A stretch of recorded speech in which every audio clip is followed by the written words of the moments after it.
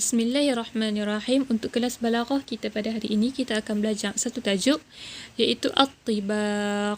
Okey, mari kita tengok sama-sama apa yang dimaksudkan dengan at-tibaq. Mafhum at-tibaq, pengertian ataupun maksud ataupun makna. Makna at-tibaq. Okey, kamu dah salin nota. Jadi pastikan kamu buka nota masing-masing. Muka surat nota yang dah kamu salin daripada buku teks kamu, muka surat yang ke-146. Okey, pastikan kamu salin maksud dalam nota kamu. Okey, bersama letakkan baris. At-tibaqu huwa al-jam'u baina asy-syai'i wa ضدُّهُ fil kalami. At-tibaqu huwa al-jam'u baina asy-syai'i wa ضدُّهُ fi al-kalami. Apakah yang dimaksud dengan tibaq? Okey, kita tengok pengertian at-tibaq. Huwa, iaitu al-jam'u, menghimpunkan, baina asy-syai'i, di antara sesuatu. Maksudnya menghimpunkan di antara asy-syai' ini kita boleh katakan satu perkataan. Huwa iaitu menghimpunkan di antara satu perkataan, wa ضدُّهُ dan lawan perkataan tersebut fi al-kalam, di dalam ucapan. Okey, itu maksud tibaq. Tibaq ni senang ceritanya, dalam satu ayat tersebut, dalam satu ayat yang kita cakap, ada satu perkataan dan satu lawan. Okey, itu at-tibaq. Secara mudah fahamlah. Maksudnya tibaq ni dalam satu ayat akan ada satu perkataan dan satu lawan. Okey, kena ingat ayat tibaq ni dalam satu ayat hanya ada satu perkataan dan satu lawan. Okey, itu dipanggil at-tibaq. Sekali lagi saya ulang makna. Tibaq huwa ialah al-jam'u, menghimpunkan, baina syai'i, di antara satu perkataan, wa ضدُّهُ dan lawan perkataan tersebut fi al-kalam, di dalam ucapan. Okey, kita tengok sama-sama contoh ayat tibaq yang diberi dalam kitab. Yang pertama, Ightanim sihhataka. Ightanim sihhataka qabla maradika. Ightanim sihhataka qabla maradika. Rebutlah masa sihat kamu qabla, sebelum masa sakit kamu. Pastikan kamu tulis maksud nah. Rebutlah, ightanim, rebutlah masa sihat kamu sebelum masa sakit kamu. Jadi, manakah ayat tibaq dalam ayat tersebut? Dalam ayat ni mana dia perkataan yang menjadi tibaq? Okey, perkataan yang menjadi tibaq ataupun perkataan yang berlawanan yang terdapat dalam ayat yang pertama adalah kalimah, perkataan sihhah, sihat, tudadu, lawannya kalimah, perkataan maradin, sakit. Jadi dalam ayat yang pertama, perkataan yang menjadi tibaq ataupun perkataan berlawanan adalah sihah dan marad. Okey, ini kita panggil ayat tibaq. Kenapa kita panggil ayat tibaq? Sebab dalam satu ayat itu hanya ada satu perkataan sahaja dan kemudian lawan kepada perkataan tersebut. Perkataan tersebut adalah sihat, lawannya adalah sakit. Sihat, sakit.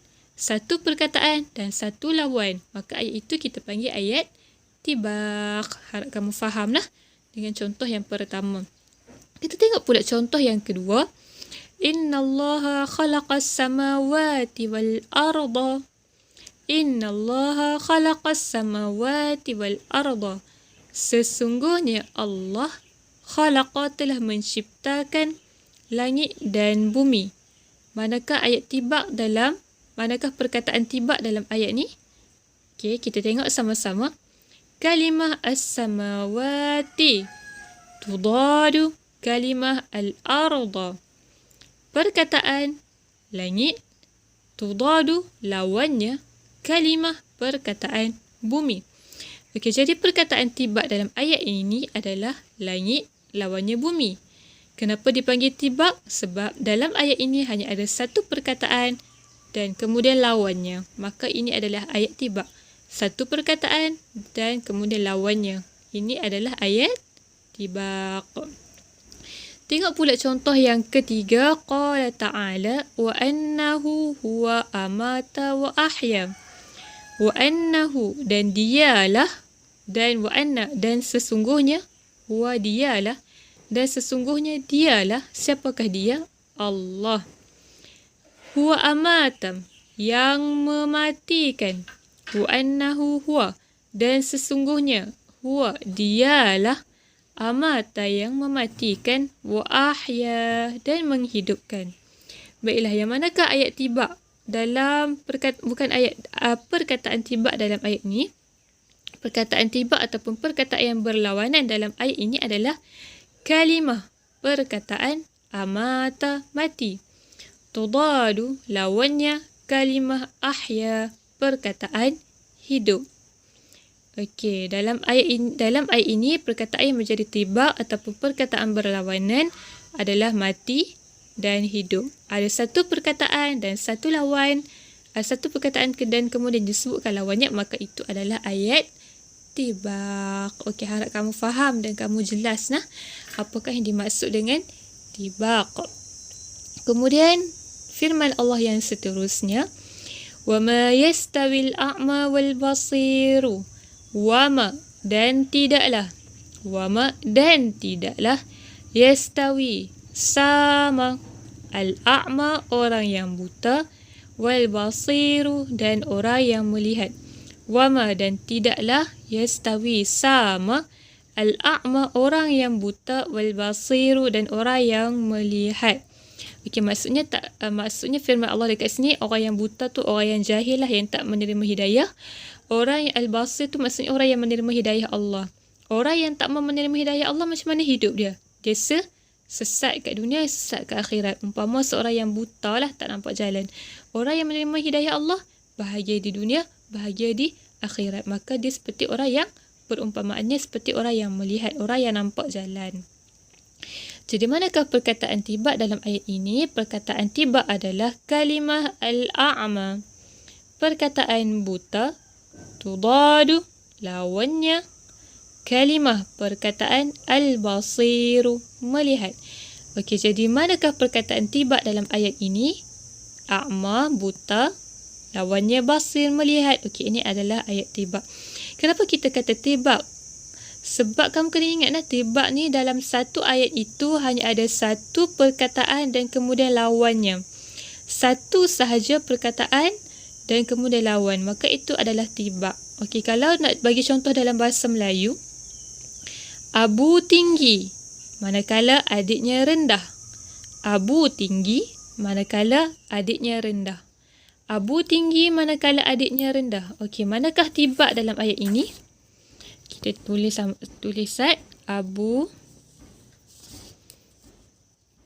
Abu tinggi, manakala adiknya rendah. Okey, ni ayat tibak dalam bahasa Melayu.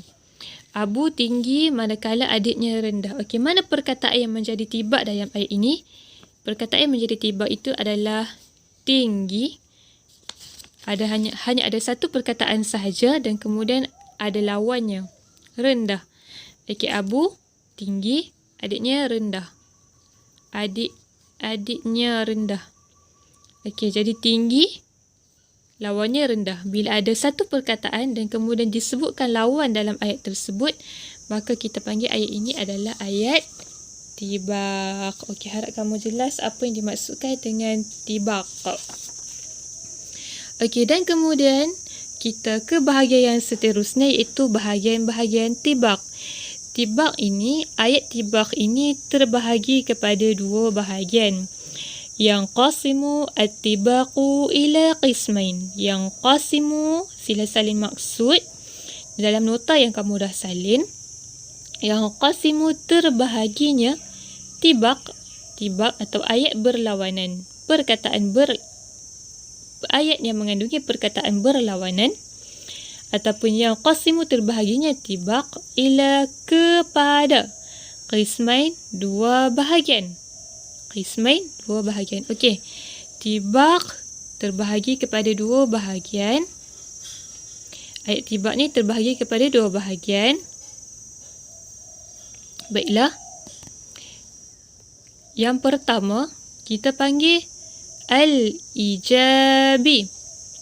Al-ijabi. Okey, sebut sama-sama. Yang pertama adalah al-ijabi. Bahagian tibak yang kedua, as-salbi. Tibak terbahagi kepada dua, al-ijabi, as-salbi. Pastikan kamu salin maksud apakah al-ijabi dan apakah as-salbi. Baiklah, Ustazah akan letak maksud yang bahagian pertama. Pada bahagian yang pertama iaitu tibak al-ijabi. Tibak al-ijabi maksudnya kedua perkataan berlawanan itu tidak sama dari segi tulisan. Kedua perkataan berlawanan itu tidak sama dari segi tulisan. Tidak sama dari segi tulisan dan sebutan. Kedua perkataan berlawanan itu tidak sama dari segi tulisan dan sebutan. Baiklah, inilah yang dimaksudkan dengan tibak al-ijabi. Macam manakah dua perkataan berlawanan tu tak sama tulisan dan sebutan? Kita tengok sama-sama contoh yang dia bagi di bawah. Qara'a al-alimu al-kitaba laylan wa naharan. Qara'a telah membaca, al-alimu orang alim itu, al-kitab kitab atau buku, laylan malam, wa dan naharan siang. Manakah perkataan berlawanan dalam ayat ini? Perkataan berlawanan dalam ayat ini adalah laylan naharan, malam, siang. Malam, siang. Okey. Ini adalah malam, siang. Laylan wa naharan adalah tibak ijabi. Cuba kamu tengok, adakah laylan wa naharan ni sama dari segi tulisan? Tidak sama. Laylan terdiri daripada perkataan lam, ya, lam, alif. Siang, naharan terdiri daripada nun, ha, alif, ra, alif. Jadi tulisan laylan dan naharan tak sama. Adakah sebutan sama? Tidak sama. Laylan, naharan tidak sama. Tulisan, dua perkataan berlawanan ini tidak sama tulisan, tidak sama sebutan, maka dia tibak al-ijabi. Kemudian tibak as-salbi bermaksud, sila tulis makna semua. Kedua perkataan berlawanan itu sama tulisan. Kedua perkataan berlawanan itu sama tulisan dan sebutan. Kedua perkataan berlawanan itu sama tulisan dan sebutan. Sekarang kita lihat pula maksud tibak as-salbi. Pastikan kamu salin makna. Tibak as-salbi membawa maksud kedua perkataan berlawanan itu sama tulisan dan sebutan. Kedua perkataan berlawanan itu sama tulisan dan sebutan, dan ada penafian. Pada salah satu daripada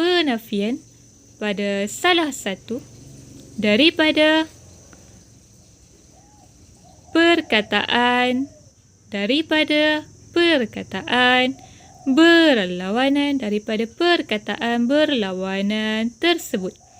Okey, kita tengok contoh apakah yang dimaksudkan dengan tibak salbi. Dua perkataan yang berlawanan, sama tulisan, sama sebutan, dan ada penafian pada salah satu daripada perkataan berlawanan tersebut.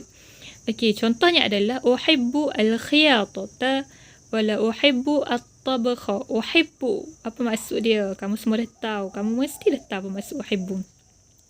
Uhibbu maksudnya saya suka, al-khiyatata menjahit, wala uhibbu dan saya tidak suka, at-tabakha memasak. Ada tak perkataan berlawanan dalam ayat ni? Adakah tak ada? Ada. Manakah perkataan berlawanan tersebut? Perkataan berlawanan itu adalah uhibbu, la uhibbu.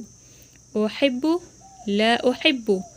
Uhibbu saya suka, la uhibbu saya tidak suka. Uhibbu saya suka, la uhibbu saya tidak suka.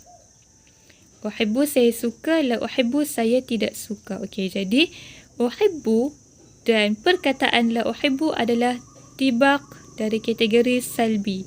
Kenapa dia adalah tibaq? Sebab saya suka, saya tak suka. Okey, tibaq salbi ni perkataan berlawanan tu sama tulisan uhibbu, uhibbu. Sama tulisan alif haba, alif haba. Dan juga sama sebutan uhibbu, uhibbu. Tetapi tibaq salbi ni ada salah satu penafian. Maksudnya penafian tu tidak. Saya suka, saya tak suka. Okey, ini kita panggil tibaq salbi. Okey, kita tengok lagi secara jelas tibaq al-ijabi dan tibaq salbi. Okey, tengok tibaq al-ijabi dan tibaq salbi. Tibaq ijabi, kedua perkataan berlawanan itu tak sama tulisan dan tak sama sebutan. Lain tu. Lailan tulisan macam lain, naharan tulisan macam lain. Sebut pun dah bunyi tak sama. Contoh tibaq yang al-ijabi, malam, siang, sihat, sakit, tinggi, rendah, luas, sempit. Tulisan tak sama, bunyi pun dah tak sama. Tu tibaq al-ijabi. Kemudian kalau tengok tibaq salbi, tulisan dan sebutan adalah sama tetapi ada penafian pada salah satu daripada perkataan tersebut. Okey, macam saya katakan tadi ada salah satu penafian lah daripada perkataan tersebut. Okey, contoh dekat sini. Uhibbu al-khiyatata wala uhibbu at-tabakha. Uhibbu saya suka menjahit, wala uhibbu at-tabakha saya tak suka memasak. Perkataan menjadi tibaq mana? Uhibbu dan la uhibbu. Saya suka, saya tak suka. Tibaq salbi macam yang saya contoh tadi, apa dia? Sama sebutan, sama tulisan tapi ada penafian, itu tidak pada salah satu daripada perkataan. Tak kisahlah tidak duduk depan ke, tidak duduk belakang ke, yang pasti mesti ada salah satu perkataan yang ada tidak. Saya suka, saya tak suka. Okey, contoh tibaq salbi yang kedua, akaltu tufaha wa ma akaltu al-mauza. Akaltu saya makan at-tufaha apple, wa ma akaltu dan saya tidak makan al-mauza pisang. Mana tibaq salbi dalam ayat ni? Akaltu saya makan, wa ma akaltu saya tidak makan. Jadi tibaq salbi ni tulisan sama, sebutan sama tapi ada salah satu penafian iaitu tidak. Saya makan, saya tidak makan. Kemudian contoh tibaq salbi yang ketiga, ashrabu syaya, saya minum teh, wala ashrabu al-labana dan saya tidak minum susu. Okey, tibaq salbi mana dia? Ashrabu saya minum, la ashrabu saya tak minum. Okey, sama sebutan ashrabu, ashrabu sama tulisan tapi ada penafian salah satu daripada kedua perkataan berlawanan ni iaitu la tidak. Okey, saya nak contoh sikit. Dekat sini tidak ada dua bentuk perkataan. Satu la, satu ma. La dan ma kedua-duanya membawa maksud yang sama iaitu tidak. Okey, bila kita nak guna la, bila kita nak guna ma. Okey, tengok sama-sama dekat sini. La, tidak, kita guna la pada fi'il mudhari'. La uhibbu, saya tidak suka. Okey, la perkataan ni membawa maksud tidak tapi kita gunakan pada fi'il mudhari', la uhibbu.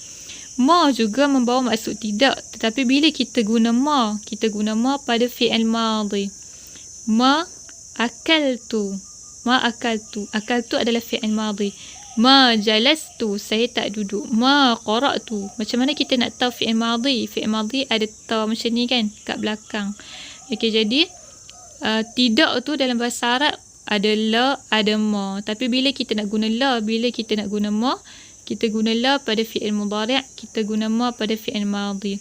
Okey, jadi harap kamu jelaslah dan faham apakah yang dimaksud dengan at-tibaq dan bahagian-bahagian tibaq iaitu al-ijabi dan as-salbi. Wallahu a'lam bis-shawab.